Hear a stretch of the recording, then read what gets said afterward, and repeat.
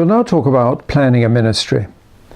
In many respects, there are similarities to planning an event, but there are also some distinct differences. Let's just look first of all at a comparison between the two.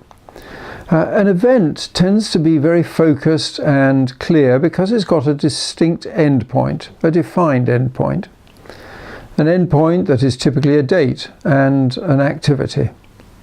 Once it's over, you debrief it and you plan for the next one. A ministry, though, is ongoing. From year to year, it might go on for a very long time. Then an event may well be self-contained to your church. Very likely it will be. It'll be an event that is about your outreach or your Sunday meeting or your conference.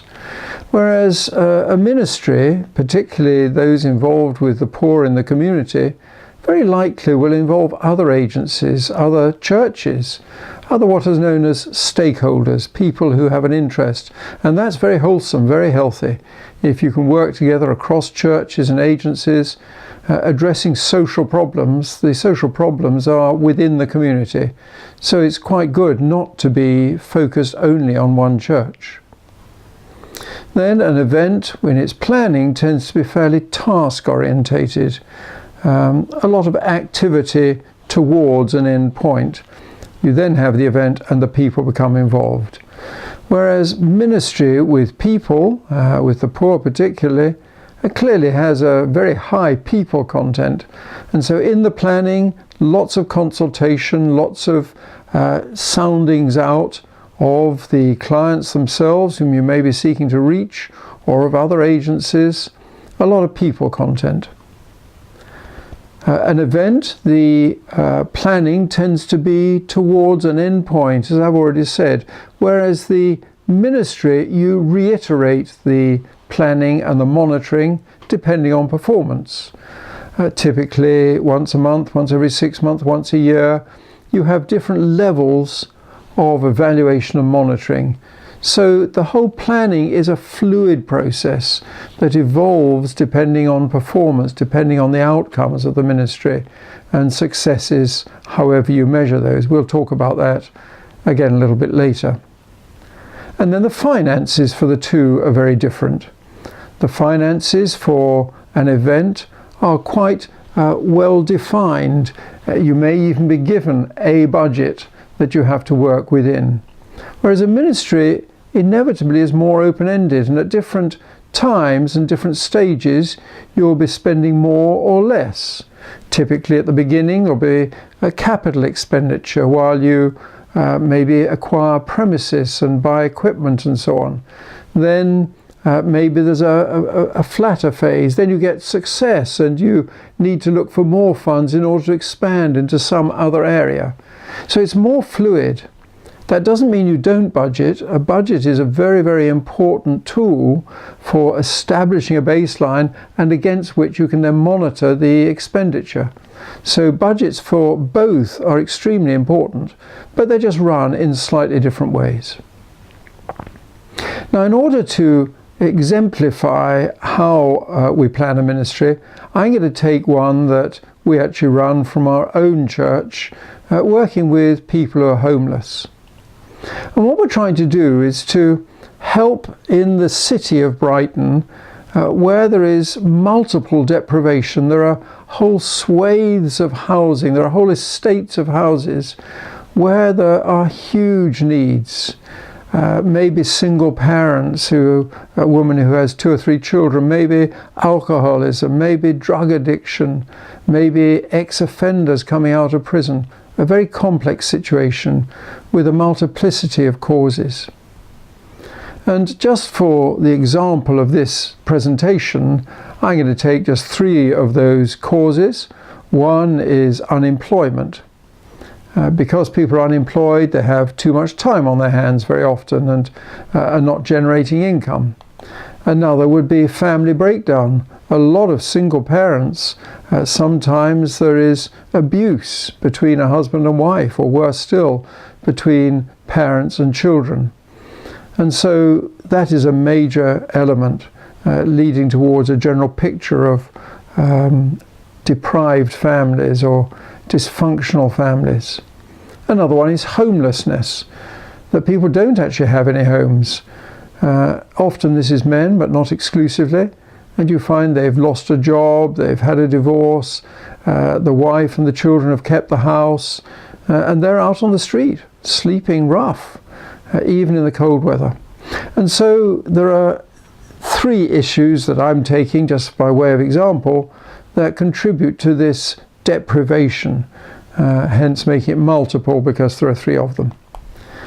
Now, if we look underneath each of these situations, you find there are causes that tend to lead towards them. So where does unemployment come from? Well, it may be that it's because of poor education, or it may be because individuals have not had sufficient skills training to be employable. Family breakdown. Well, often that comes from bad parenting, and this sometimes is multi-generational, that because the parents themselves have not been well brought up, they don't know how to bring up their children, and so there's a lot of lack of discipline and truancy where children don't go to school and so on. And then the awful and prevalent drug addiction and alcohol abuse that one finds in so many of the socially deprived estates. Drug addiction has become a huge issue. Alcohol has been there for many years, but these contribute to a real breakdown of the community and particularly of family life. And then homelessness, well, that almost certainly is because of a lack of finance. People are unable to afford to rent a property, and that in turn has been caused by a lack of income due to unemployment. Now, if we can make an inroad into some of these things, we can contribute towards a solution. Few churches will be able to take on all the needs, and I've only listed some as an example, but it may be that we can contribute to some. But let me show you just what the effect of improvement is, that if we can provide some skills training which will get rid of the unemployment problem, that will generate some income, and hence it'll allow someone to become housed. They can find a home because they can afford to pay for the rent.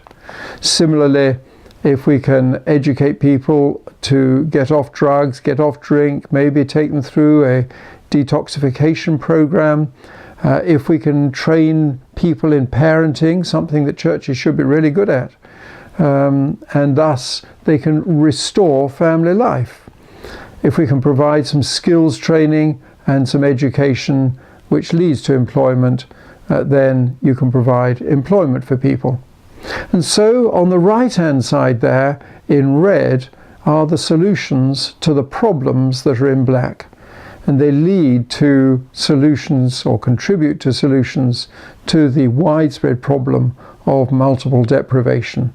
Families and individuals who have many causes for being outside the norms of society.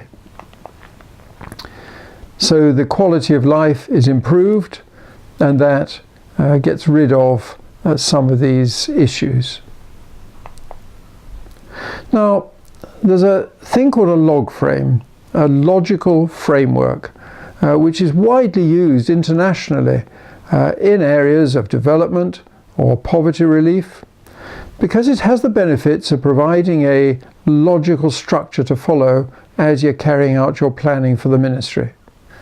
It also is very attractive to grant funders because it puts everyone's projects, everyone's ministries onto a kind of common base, so they're able to compare things one against the other, covering similar sorts of approach to producing solutions. It brings clarity to what we're trying to achieve because it, as it were, makes you ask some questions and produce answers in order to complete the log frame, which I will show you. And then it also provides a very powerful way of monitoring performance, because once you've laid down very precisely what you're trying to do and how it contributes to solving a wider problem, you can then monitor it so that you know whether you're being successful or not. It's based on a 4x4 grid, the top row just being the headings to the 4 columns. If we first of all just put in those headings, on the left-hand column you have various levels of goal. Whether it's a wide goal that would be nationwide or citywide, in other words defining the broad need, or whether it's a very precise goal that you will be setting yourselves as a church. Then we need to know whether this goal is being achieved and how we will know that that's the case, what we will be looking for to show that any particular goal has been achieved. In order to know that we are not making just a value judgment, but a quantitative one that you can measure, we need to decide in advance what is it we're going to measure, what is it we're going to keep a record of to know whether we're being successful. And then in every situation you have to make assumptions. You have to make assumptions that essentially the conditions in which you'll be working and in which you're carrying out your planning will not change. Because if there are major changes, it might affect the planning and as a result the implementation of the project. In some countries, sadly particularly in Africa, civil war or post-election disturbances tend to erupt fairly easily and quickly. And this can obviously significantly change the conditions in which you're trying to carry out a ministry. So it's good to recognize these, it's good to write down what assumptions you've had to make as you're doing your planning, so that if one of these awful things does break out, you first of all know where to look and you're not surprised when you find you can't carry out the ministry. But also from the point of view of someone who may be giving you money, they know what level of risk they're taking in giving you that money. So that if you happen to be in a very volatile nation, they would have to take that into account, that the money would not achieve what you, through your grant proposal, are hoping to achieve. And so that's a good column to have. What assumptions are we making at each level? Now, as we go down the left-hand column under goals, there are various different levels of goal that we're setting. So the high-level goal, which again I just call a goal, is what is it on a citywide basis, a nationwide basis, that our ministry is going to contribute to. So it could be broadly that we want to raise the standard of education across a nation, and that in what we are going to do to contribute towards that is to start a primary school. So you've got the big goal at the top of the list, and then you've got our precise goal of how we are going to contribute to that. So no church is necessarily going to start a primary school and a secondary school and a university and a teachers training college. That's just too big and unreal. But we do need to know where we fit into the picture, because that saves duplicating effort. And then the next level of goal is the purpose. So what area of education are we going to touch? Let's just say it is primary education. So we will be making a contribution through the school we're thinking about to primary education, which itself is contributing to the broader picture of education in a nation. And then coming down a little bit further, what are the specific outcomes we are expecting from our ministry? Outcomes like 50 children a year who come through the system and leave at the age of 11 or 12 with a certain level of education. So that will then contribute to their secondary education as they move on, and in turn into the education of the country and the welfare of the country.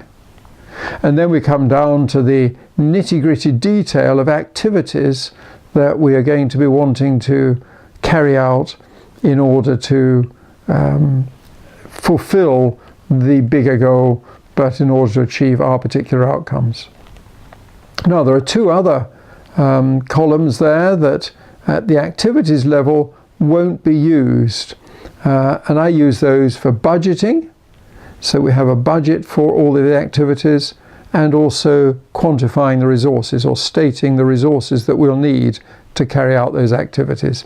So along any given line, the things relate to each other, so that the budget is for the activities, the resources are for the activities. And then the activities themselves contribute to the outcomes. The outcomes contribute to the purposes, and the purposes contribute to achieving the goal. So just let's have a look at that left-hand column in some more detail.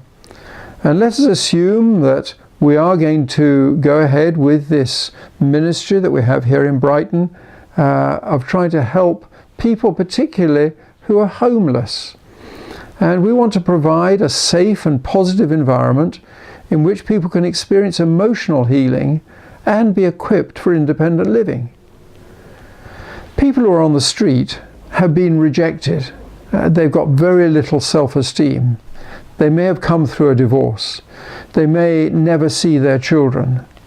Emotionally, they're beaten up, and they need a context where they're going to be supported emotionally before they can even begin to rebuild their lives. But we do want to do more than that. We do want to equip them so that they can lead independent and self-sustaining lives, so that they can get their own accommodation, so that they can get a job and an address.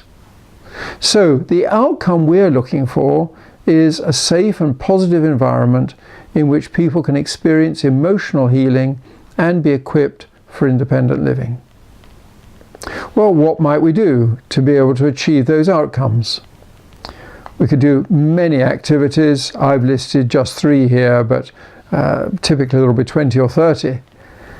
One will be the preparation of an apprenticeship scheme so that we can be beginning to equip people and train them up in their skills. There would need to be someone who writes materials for that scheme and for any other life skills program that we may run alongside it. We need to look for partners where people can get work experience. And of course, we do need to also get a house of some sort or accommodation of some sort for them to live in, and I've not even listed that here. One of many activities that we need if we're going to achieve these outcomes. Then how do those outcomes contribute to a next level up?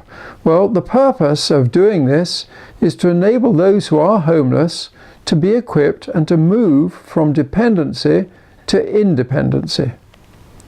And so we need to make our contribution through the outcomes that will raise people up to self-sustainable living, living independently, living in a home somewhere else. And that then will contribute to reducing the amount of multiple deprivation in our city. And I've set a goal here that we would halve the numbers of people who are in multiple deprivation within 5 years. But of course, we are making only one contribution to that. There would be many other churches and secular agencies and charities who would also be contributing in various different ways. And we need to work together. We need to partner with them and to keep very open communication with them to be sure that what we're doing fits in with what they're doing. So we see here how the activities contribute to the outcomes. The outcomes then contribute to the purposes, and the purposes then contribute to the goal. So let's put those onto our grid. That's now the left-hand column where the heading would be goals. And I now want to move over to that right-hand column on our original grid. Do you remember how the left-hand column was goals? The second column was about knowing how we're going to monitor our outcomes. The third column was about measuring how we're going to do that monitoring. And then on the right-hand side, the assumptions that we were making. And I used the illustration of a country not having civil war. So in our case, the assumptions that we're making for the apprenticeship scheme and for the writing of the materials is that we can find trainers to write these materials, that we can find people who are equipped to develop an apprenticeship scheme, who are equipped to actually write the materials and to run them, and that we can hold on to those people, that they're not going to just come and then move on to somewhere else. So we have to make that as an assumption. And next, that the partners we may find in business who are able to offer work experience, that they will be diligent in supporting the program, that it's not just some well-meant desire to help, but actually they're diligent at it and they give attention to it and finances to it, to setting up some way of training these people and giving them experience in the workplace. Next, for the outcomes to be achieved, we need to be sure that there is ongoing funding available for the residents. To have a house costs a lot of money, and the residents themselves, by the very nature of their situation, are not going to be able to contribute to it. So we need to be sure that we have an ongoing source, an ongoing stream of funding coming into our finances. Second, that we have continued favour with the charity which owns the property being rented. So the charity that we are working with in this property does require rent from us, which is why we need the funding, but we also need to know that we can work closely with that charity. There's no reason why, say, our Christian stance would not be offensive to the charity that owns the property, and as a result they ask us to leave. And third, that the government regulations, the local regulations from the council and so on, continue to endorse the use of the property for the desired purpose. Quite often properties like this are in residential areas. That is the ideal, because we want people to be integrated into society. But sometimes the neighbours don't like people around who maybe have a fairly unstable lifestyle, what some would call a chaotic lifestyle, will get up and go to bed at funny times of the day and night, maybe play their music very loudly. These are things that some of the neighbours don't necessarily like to have in their community. So the local council produces regulations, and we need to be sure that we can go on working with the council, and they go on endorsing the use of this property for the purpose of helping such people. And then moving one level higher, we need to know that the welfare support from the local authorities continues in terms of both finance and personnel. There is some money that comes into this project from the local authorities, and they have advisors to help us. We need to know if we're going to be contributing to the problems that the council is facing, that our city authorities are facing, that there will be that ongoing funding, there will be the people available to us to go on helping us. And then at the top level of halving the multiple deprivation in our city, it's difficult to make assumptions about that. It certainly comes into the measurements, as we'll see in just a moment, but we cannot make assumptions about that, because that is the outcome at the end of the road, and either we're going to achieve it or we're not. And so we integrate those together, and we find that the activities feed through to the assumptions. Those assumptions then, once they're met, can move up, and the outcomes can then be achieved if the activities are carried out and the assumptions are being met. Similarly, once those outcomes are being met, that is dependent upon certain assumptions. And once those outcomes and assumptions are met, then you can move to a level higher, and so on. And so you have, from the grassroots, the place where you're carrying out the ministry, you trigger an effect which goes all the way up the line and eventually makes a contribution to the situation in our city of multiple deprivation, of people who are deprived of many of the things that you and I would take for granted. So we need now to put those onto the chart in their appropriate columns, with the goals down the left-hand side, the assumptions down the right-hand side, and we now need to start specifying how we know that these are being achieved. Well, up at the top level, the goal of halving the multiple deprivation within 5 years, we would want to do an annual monitoring on the anniversary of the start of the ministry. We would need to be saying, okay, we're going to start this ministry on the 1st of January. At the end of every year, we will monitor to see the impact it's had on the overall situation by looking at the city. We clearly aren't the ones that will carry that out. It'll be for the city to carry out its own count through their own records. Are the numbers going down as a result of what we and others are doing? Then the next level, we would say that we need to have 80% of those who enter the supported house reaching independent living within 18 months. So we see our target as being an 18-month to 2-year program through which people will become independent and into their own accommodation. That is the purpose for which we're carrying out this ministry. And so we're trying to move people through it so that they become independent and no longer a drain on our welfare state, but have the dignity of employment and of generating their own income in order to be able to rent property for themselves. And we would know whether this was happening by visiting 10% of the homes of former residents by rotation every month. So we would only need to visit 2, 3, 4 per month, and we would get to know how are those residents who were with us getting on in independent living. And that will then quantify our goal, our assumption that we're achieving the 80% level. We need to be able to measure something in order to quantify that. Then down to the next level of the outcomes. We will achieve the outcomes we want if all residents are actively engaged in the skills training and are achieving predetermined levels of independence as agreed at the outset.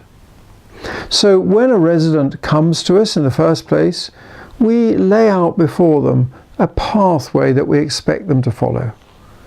It's done by negotiation, and the time scale again is agreed with them, so that within a certain length of time they would expect to be able to handle their own finances. They'd be expected to be able to carry out certain life skills like doing their own laundry perhaps. And so we have the opportunity to discuss with them what they're comfortable with as achievable goals. And then we can quantify those, and we will monitor them through monthly reviews, because every resident has what we call a key worker, someone who can work alongside him or her and can be monitoring the performance and how they're going. And we have ways of quantifying the success.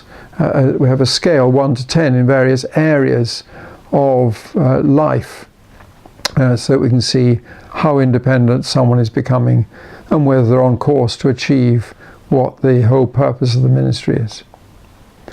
And then finally, the activities are not measured in the same way, because they're the things that are producing the outcomes. So provided we're monitoring the outcomes, we are monitoring the activities. And so at the bottom there we have just the budget and resources. So what do we then do in the way of planning to make all this come about? Well, we take that bottom line, which are activities and budgets and resources, and we look first at the activities, and we specify, say, the preparation of the apprenticeship scheme. And we look at that and we decide what we mean by an apprenticeship scheme. And we then revert to the sort of planning we've already talked about. We would brainstorm around all the options of apprenticeship schemes, the sorts of skills that we could hope to impart to people towards employment, because of course this is all towards employment. And we would then write those down. We'd do the spider diagram sort of creative thinking. We'd filter it, put it onto a time scale, and then we can start to say, well, this is what the apprenticeship scheme should look like, and develop the specifics that will be relevant to the individuals concerned. And they may be very personalized. It depends where someone's come from. Conceivably, they've already been trained in some area and they've just fallen on hard times, as we would say. In other cases, they've always led a very chaotic lifestyle, and we're trying to bring them into some measure of self-discipline. So the two programs that we'd put together to apprentice such people would look quite different, but they'll have certain core elements which will include discipline, which will include performance, and so on. And then against that, we can put a budget. How much is it going to cost to set up this particular scheme? Whether it's for an individual or whether it's for a group of individuals. What will the cost be over a given time period? Where is that money coming from? We can start talking about, are we going to ask people in the church to make donations? Are we going to go to charities? Are we going to seek funding from the government? There are various sources that one can look to depending on what it is you're trying to do. And then what are the resources that are needed to carry out this apprenticeship scheme? You obviously need space. If it's, say, an apprenticeship scheme that is at a workbench, maybe it's some skill that is to do with the building trade, well, you need to have tools, you need to have those workbenches, and so on. And so we can then tie the resources in with the activity. We can budget the resources, we can budget the activity, we can look at the staffing levels and start to create a program that will then initiate this ministry, which will then be monitored further down the line. And of course, the second activity that we had there was to write materials. We need to write materials, we need to prepare training materials so that the workers, the clients, those who are seeking to benefit, know that they're on a certain program. It's not random, it's got some shape to it. They may not be literate themselves, that doesn't matter. The materials are essentially for the trainer to use, for the mentor, someone who's going to stand alongside the client to use. It doesn't matter whether the client himself or herself is able to read. That's not too critical, although it obviously helps. Next, we need to start working with partners to give work experience. We need to get out into various businesses, various factories, to see what the options are available that will bring the sorts of discipline and training that we feel are necessary to help these people. And then there are maybe a lot of other lists of activities that we'd need to process in the same sort of way. And so we plan each activity essentially in the same way as we might plan an event. And we write it all down, we get a monitoring process going using those two central columns, and we're able then to assess, are we being successful? Are we achieving our outcomes? And we need to be able to take those back to a funder as well. If someone has given funds for a particular purpose, we need to be able to demonstrate that we've used those funds for the purpose for which they were given. Otherwise that lacks integrity, and it also means that the funder will never again give us any funds. So we have to be wholly transparent, we have to keep good results of the finances, and so on. And so those are the broad elements of how you plan a ministry as distinct from planning an event.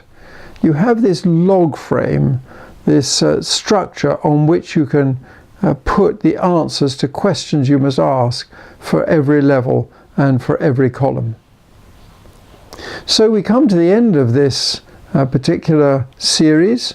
Let's just review what we've tried to achieve. First of all, we've tried to help you appreciate that responsible planning doesn't eliminate the work of the Spirit. We're believers who believe that God can lead, and our planning needs to be a fulfillment of what He wants for our lives, a fulfillment of what He wants to achieve through us as a church. And so we do need to keep an ear wide open to the Holy Spirit and not just go about planning with a very natural human approach to planning as maybe the world would do it. I then sought to bring some very practical suggestions to you to help you plan. We talked about the whole creativity that comes through the spider diagram. We talked about putting everything onto a timeline so that you can be monitoring activity. We talked about team building and so on. Some very practical matters that are essential for successful planning. And then I gave you some guidelines on the whole matter of implementation and accountability. that if you're going to implement something that's been planned, you do need to have good accountability built in. And that should be all a part of the planning process, that you plan to make the whole thing accountable. That's what brings about success in a ministry. So, quite simply, what have you learned? We've covered a huge range of material in these sessions. I want you just to take a few moments right now to consider what you've learned, what it is that you're going to go away and implement. What it is that you thought, hey, I could do that. Maybe it's even just reworking through this course so that you can really feel I've got hold of that and I know how to apply that into my situation, into my culture, into my city, into the environment in which I work. And then I'd say quite simply, just go away and do it. That if you've been listening to this and it makes no change at all to the way you run your life, well, it's been a waste of your time and also of mine. I do desire, I do long that you will go and put into practice what it is that we've learned together, that you would know how to take hold of some of the essence of what I've been sharing and apply it into your life. God bless you as you do that.